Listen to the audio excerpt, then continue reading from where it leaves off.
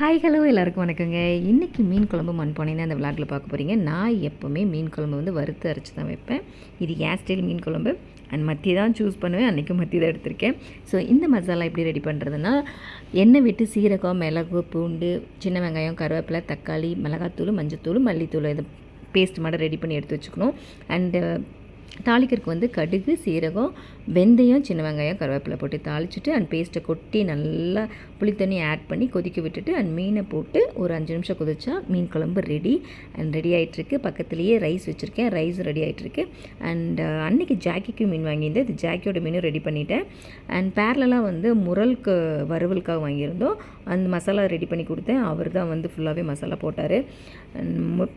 அதை பொரிச்சு எடுத்து மட்டும்தான் நான். அன்றைக்கி லன்ச் வந்து ரைஸ், மீன் குழம்பு, மீன் வறுவல் தான். அண்ட் நைட்டுக்கு வந்து இட்லி, மீன் குழம்பு தான். ஸோ வீடியோ பிடிச்சிருந்தால் லைக் பண்ணுங்கள், ஷேர் பண்ணுங்கள், கமெண்ட் பண்ணுங்கள். தேங்க்யூ.